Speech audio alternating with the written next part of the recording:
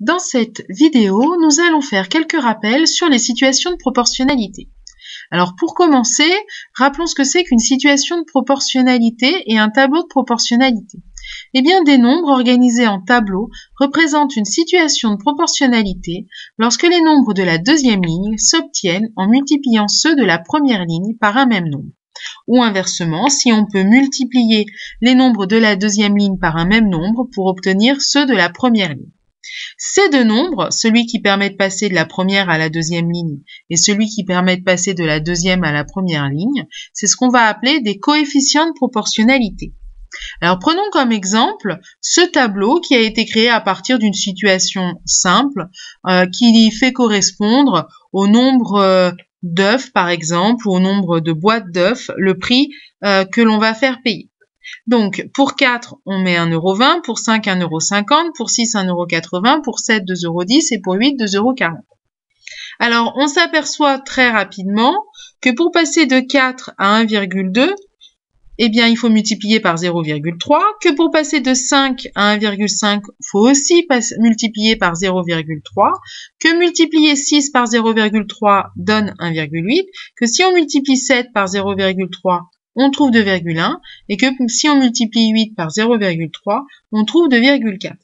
Autrement dit, je multiplie tous les nombres de la première ligne par 0,3 et j'obtiens les nombres de la deuxième ligne. Je suis donc dans une situation de proportionnalité et ce nombre 0,3 est un coefficient de proportionnalité pour le tableau. Alors, une autre situation dans les exercices, c'est quand on sait que la situation est une situation de proportionnalité et qu'on cherche des nombres qui manquent dans le tableau de proportionnalité. Alors, un peu de vocabulaire, on va appeler le nombre qui manque dans un tableau pour que ce soit un tableau de proportionnalité une quatrième proportionnelle. Nous allons prendre une situation problème et rappeler quelques méthodes déjà vues les années précédentes pour trouver cette quatrième proportionnelle. Alors la situation problème ici, c'est que sur une carte, on a 5 cm qui représentent 120 km et on se demande quelle distance en réalité représente 9 cm sur la carte. Cette situation, je peux la représenter par le tableau suivant. Sur la première ligne, je vais mettre distance sur la carte en centimètres avec l'information que j'ai, les 5 cm. Sur la deuxième ligne, la distance en réalité en kilomètres qui correspond à 120 km. Et la question que je me pose, c'est 9 cm sur la carte. À quel nombre ça correspond dans la réalité? Et ce nombre, pour l'instant, puisque je ne le connais pas, je l'ai appelé X. Alors, voyons les méthodes que l'on a déjà vues les années précédentes. Première méthode, qu'on appelle la règle de 3 ou alors le passage à l'unité.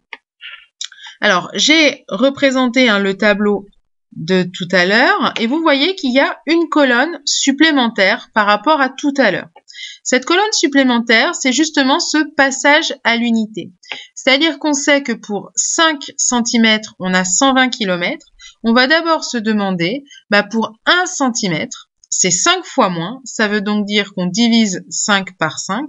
Et donc, on va diviser aussi 120 par 5 et trouver que ça fait 24 km. Donc, on repère déjà et on calcule pour 1 cm à combien de kilomètres dans la réalité cela correspond.